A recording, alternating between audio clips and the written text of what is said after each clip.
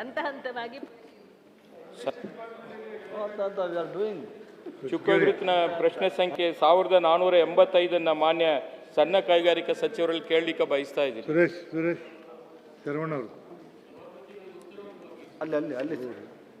ಅವರು ಮಧ್ಯ ಕೈಗಾರಿಕೆ, ನೀವು ಸಣ್ಣ ಕೈಗಾರಿಕೆ ಉತ್ತರ ಕೊಡ್ತಾ ಇದ್ದೀರಿ. ಸರ್ ನಾನು ಮಿನಿಸ್ಟರ್ ಅಲ್ಲ. ಸಭಾಪತಿಗಳೇ ನೋಡಿ, ಉತ್ತರವನ್ನು ಕೊಟ್ಟಿದ್ದಾರೆ.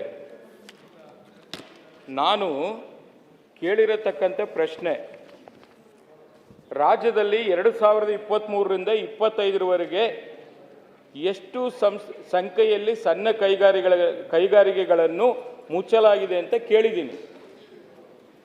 ತಮಗೂ ಗೊತ್ತಿದೆ, ತಮ್ಮ ಹುಬ್ಳಿ ಭಾಗದಲ್ಲಿ ಇತ್ತೀಚಿನ ದಿನಗಳಲ್ಲಿ ಯುವಕರು ಬೀದಿಗಿಳಿದು ಪ್ರತಿಭಟನೆ ಮಾಡಿರತಕ್ಕಂಥ ಘಟನೆಯನ್ನು ಕೂಡ ತಾವು ನೋಡಿರ್ತೀರ ಅಂತ ಹೇಳಿ ನಾನು ಭಾವಿಸ್ತಾ ಇದ್ದೀನಿ. ಆದರೆ ಸರ್ಕಾರ ಎಂಥ ಬೇಜವಾಬ್ದಾರಿ ಉತ್ತರ ಕೊಟ್ಟಿದೆಯಂದ್ರೆ, ಇದು ನಮ್ಮ ವ್ಯಾಪ್ತಿಗೆ ಬರುವುದಿಲ್ಲ, ಇದು ಮುಚ್ಚಿಡಿರ್ತಕ್ಕಂಥ ಘಟನೆಗಳ ಬಗ್ಗೆ ನಮ್ಮಲ್ಲಿ ಮಾಹಿತಿ ಇಲ್ಲ, ಈ ವ್ಯವಸ್ಥೆ ಇಲ್ಲ ಅಂದ್ರೆ ಸಣ್ಣ ಕೈಗಾರಿಕೆ ಇಲಾಖೆ ಯಾಕೆ ಬೇಕು ರಾಜ್ಯದಲ್ಲಿ? ಸಣ್ಣ ಕೈಗಾರಿಕೆ ನಿಗಮದ ಅಭಿವೃದ್ಧಿ ನಿಗಮ ಯಾಕೆ ಬೇಕು? ಅದಕ್ಕೆ ಉತ್ತರ ಕೊಡಬೇಕಲ್ಲ.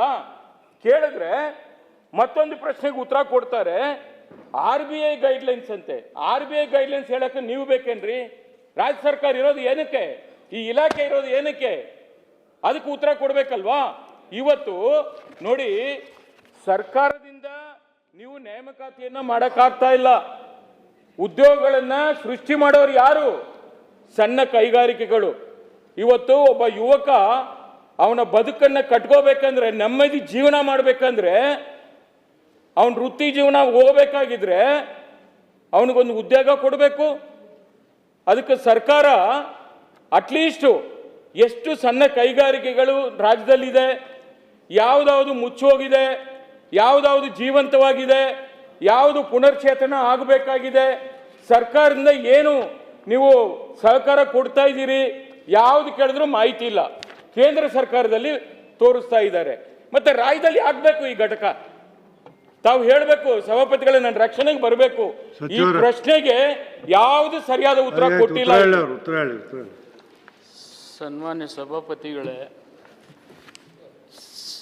MSME ಉದ್ಯೋಗಗಳನ್ನು ಸೃಷ್ಟಿ ಮಾಡ್ತಕ್ಕಂಥ ಜವಾಬ್ದಾರಿ ಸಂಪೂರ್ಣ ಕೇಂದ್ರ ಸರ್ಕಾರ ಮತ್ತು ಈಸ್ ಆಫ್ ಡೂಯಿಂಗ್ ಬಿಸ್ನೆಸ್ನಲ್ಲಿ ರಾಜ್ಯ ಸರ್ಕಾರದ ಪಾತ್ರದಲ್ಲಿ ಬಹಳ ಕನಿಷ್ಠ. ಫೆಸಿಲಿಟೇಟ್ ಮಾಡ್ತಕ್ಕಂಥದ್ದು, ಈಗ KIDBದವರು ಒಂದು ಇಂಡಸ್ಟ್ರಿಯಲ್ ಲೇಔಟ್ ಮಾಡಿದರೆ ಸಣ್ಣ ಮತ್ತು ಮಧ್ಯಮ ಕೈಗಾರಿಕೆಗಳಿಗೆ, ಗುಡಿ ಕೈಗಾರಿಕೆಗಳಿಗೆ ಸ್ವಲ್ಪ ಫೆಸಿಲಿಟೇಟ್ ಮಾಡಿಕೊಡ್ತಕ್ಕಂಥ ಕೆಲಸ ರಾಜ್ಯ ಸರ್ಕಾರದ್ದು. ಆ ಕೆಲಸ ಸರ್ಕಾರ ನಿರಂತರವಾಗಿ ಮಾಡ್ತಾ ಇದೆ. ನಾನು ನಿಮಗೆ ಒಂದು ವಿಚಾರ ಏನು ನಿಮ್ಮ ಗಮನಕ್ಕೆ ನಾನು ತರ್ತಾ ಇದ್ದೀನಿ ಅಂದರೆ, ಉದ್ಯಮ ತಂತ್ರಾಂಶದಲ್ಲಿ ಕೇಂದ್ರ ಸರ್ಕಾರ ಪೋರ್ಟಲ್ದಲ್ಲಿ ಎನ್ರೋಲ್ಮೆಂಟ್ ಆದರೆ ಸಾಕು, ನಾವು ಪರ್ಮಿಷನ್ ಕೊಡಬೇಕು, ಅವರು ಉದ್ಯೋಗ ಸೃಷ್ಟಿ ಮಾಡಬೇಕು. ಮತ್ತು ಇದರಲ್ಲಿ ನಿಮಗೆ ಮಾಹಿತಿ ಬೇಕಾದರೆ ನಾನು ಕೊಡ್ತೀನಿ. ಯಾಕಂದರೆ ಇದರಲ್ಲಿ ಭಾಳೇನು ದೊಡ್ಡ ಉದ್ಯೋಗ ಸೃಷ್ಟಿ ಆಗ್ತಕ್ಕಂಥದ್ದಲ್ಲ. ಗುಡಿ ಕೈಗಾರಿಕೆಗಳು ಸಣ್ಣ ಸಣ್ಣ ಜಿಲ್ಲೆಯಲ್ಲಿ ಇರಲಿ, ತಾಲೂಕಾ ಮಟ್ಟದಲ್ಲಿ ನಡಿಬೇಕಂತಕ್ಕಂಥ ಉದ್ದೇಶದಿಂದ ಇಲಾಖೆ ಕೇಂದ್ರ ಸರ್ಕಾರ ಜೊತೆಗೆ ಸಹಯೋಗ ಮಾಡಿ ಈ ಇಲಾಖೆಯನ್ನು ನಿರ್ವಹಿಸ್ತಾ ಇದೆ. 2 ಕೋಟಿ ಭಾಳ ಆದರೆ 40 ಲಕ್ಷ ಉದ್ಯೋಗ ಸೃಷ್ಟಿಯಾಗಿದ್ದಾವೆ. ಮತ್ತು ಇದರಿಂದ ರಾಜ್ಯ ಸರ್ಕಾರದಿಂದ ಅವ್ರಿಗೆ ಏನೇನು ಫೆಸಿಲಿಟಿ ಕೊಡಬೇಕು ಭಾಳ ಆದರೆ ಅದನ್ನೆಲ್ಲ ನಾವು ಕೊಟ್ಟೇ ಇರ್ತೀವಿ. ಆದರೆ ಮೇನ್ ಇದನ್ನು ನಿರ್ವಹಿಸ್ತಕ್ಕಂಥವ್ರು ಕೇಂದ್ರ ಸರ್ಕಾರದವರು. ಕೇಂದ್ರ ಸರ್ಕಾರದಲ್ಲಿ ಈ ಇಲಾಖೆಯಲ್ಲಿ ಅನುಮತಿ ಕೊಡ್ತಕ್ಕಂಥದ್ದು ಅವರೇ ನಿರ್ವಹಣೆ ಮಾಡ್ತಾರೆ, ಮುಚ್ಚಿರ್ತಕ್ಕಂಥದ್ದು ಕೂಡ ಅವರೇ ನಿರ್ವಹಣೆ ಮಾಡ್ತಾರೆ. ಮತ್ತು ಅದರಲ್ಲಿ ಏನಾದರೂ ಕೈಗಾರಿಕೆಗಳಿಗೆ ಮುಚ್ಚಲ್ಪಟ್ಟಿರ್ತಕ್ಕಂಥ ವಿಚಾರ ಏನಿದೆ ಅದಕ್ಕೆ ಸವಿಸ್ತಾರವಾಗಿ ಉತ್ತರ ಕೊಟ್ಟಿದ್ದೀವಿ. ಅವರಲ್ಲಿ ಜಾಗತಿಕ ಮಟ್ಟದಲ್ಲಿ ಏನಾದರೂ ಸ್ಪರ್ಧಾತ್ಮಕ ಪೈಪೋಟಿ ಆದರೆ ಕೆಲವು ಉದ್ಯೋಗಗಳು ಮುಚ್ಚಿರ್ತವೆ, ಅದು ಕೂಡ ಮಾಹಿತಿ ಅವರಲ್ಲೇ ಇರ್ತದೆ. ಬಂಡವಾಳದ ಕೊರತೆಯಿಂದ ಕೂಡ ಮುಚ್ಚಿರ್ತವೆ, ಆ ಉತ್ತರನೂ ಅವ್ರ ಬಲ್ಲೇ ಇರ್ತದೆ. ಕಚ್ಚಾ ವಸ್ತು ಬೇಡಿಕೆ ಇರದೇ ಇರತಕ್ಕಂಥ ಸಂದರ್ಭದಲ್ಲಿ ಕೂಡ ಕೆಲವು ಉದ್ಯಮಿಗಳು ಮುಚ್ಚಿರ್ತವೆ. ಅದ್ರ ಬಗ್ಗೆನೂ ಸಂಪೂರ್ಣ ಮಾಹಿತಿ ನಾನು ಕೊಟ್ಟಿದ್ದೀನಿ ತಮಗೆ. ಮತ್ತು ಇನ್ನೊಂದು, ಇದು ಮಿನಿಸ್ಟ್ರಿ ಆಫ್ MSME ಏನಾಗುತ್ತೆ, ಜಿತಿನ್ ರಾಮ್ಜಿ ಮಂತ್ರಿಗಳು ಕೇಂದ್ರ ಸರ್ಕಾರದ್ದು. ಹೇಗೆ ಇವತ್ತು ನಿಮ್ಮ ಕುಮಾರಸ್ವಾಮಿ ಅವರು ಮೇಜರ್ ಆ್ಯಂಡ್ ಮೀಡಿಯಮ್ ಇಂಡಸ್ಟ್ರಿ ಬರ್ತಾರೆ, ಸ್ಮಾಲ್ ಸ್ಕೇಲ್ ಇಂಡಸ್ಟ್ರಿಗೆ ಅವ್ರು ಬರ್ತಾರೆ. ಅವ್ರ ಕಡೆ ಅವ್ರ ತಂತ್ರಾಂಶದಲ್ಲಿ ಇದ್ರ ಮಾಹಿತಿ ಇರ್ತದೆ. ಅದನ್ನು ಕೂಡ ನಾನು ನಿಮಗೆ ಹೇಳಿದ್ದೀನಿ. RBI ಗೈಡ್ಲೈನ್ಸ್ ಪ್ರಕಾರ ಇವರಿಗೆ ಸಾಲ ಮತ್ತು ಇಂಟ್ರೆಸ್ಟ್ ಸಬ್ವೆನ್ಷನ್ ಕೊಡ್ತಕ್ಕಂಥದ್ದು ಅವ್ರ ಗೈಡ್ಲೈನ್ಸ್ ಪ್ರಕಾರ ಆಗ್ತಾ ಇರೋದ್ರಿಂದ ಅವ್ರು ಏನೇನು ಸಹಕಾರ ಅವ್ರು ಬೇಡಿರ್ತಾರೆ ಅದನ್ನೆಲ್ಲ ಅವರೇ ಕೊಟ್ಟಿರ್ತಾರೆ. ಆ ದೃಷ್ಟಿಯಿಂದ ನಾವು ಬರೀ ರಾಜ್ಯ ಸರ್ಕಾರದ ಫೆಸಿಲಿಟೇಟ್ ಮಾಡ್ತಕ್ಕಂಥ ಉದ್ಯೋಗ ಮಾತ್ರ ಇರ್ತದೆ ಸಭಾಪತಿಗಳು, ಬೇರೆ ಏನು ಕೆಲಸ ಇರೋದಿಲ್ಲ. ಬೇಕಾದ್ರೆ ಆ ಮಾಹಿತಿ ಕೂಡ ನಾನು ತರಿಸ್ಕೊಟ್ಟಿದ್ದೀನಿ. ಅಲ್ಲಲ್ಲ, ನೀವು ಬಹಳ ಜಾಣ್ತನದಿಂದ ಉತ್ತರ ಕೊಡ್ತಾ ಇದ್ದೀರಿ. ಜಾಣ್ತನ ಏನಿಲ್ಲ. ಅಲ್ಲಲ್ಲ, ನನಗೆ ಗೊತ್ತಿದೆ ಅವರು ಕೇಂದ್ರದಲ್ಲಿ ಮಂತ್ರಿ ಇದ್ದಾರೆ ಅನ್ನೋದು ನಮಗೆ ಗೊತ್ತಿಲ್ವಾ? ನಾವು ಕೇಳ್ತಾ ಇರೋದು ರಾಜ್ಯ ಸರ್ಕಾರದ ಜವಾಬ್ದಾರಿ ಏನು? ನೀವು ಉತ್ತರದಲ್ಲಿ ಏನ್ ಕೇಳಿದ್ದೀರಿ? ನಾನು ಯಾಕೆ ಪ್ರಶ್ನೆ ಕೇಳಬೇಕು ಇದಕ್ಕೆ? ನಮ್ಮ ರಾಜ್ಯದಲ್ಲಿ ಕೈಗಾರಿಕೆ ಅಂದ್ರೆ ಏನಾಗ್ಬಿಟ್ಟಿದೆ? ಆಗ್ಲೇ ಸುರೇಶ್ ಅವರು ಉತ್ತರ ಕೊಡ್ತಾ ಇದ್ರು KADB ಬಗ್ಗೆ.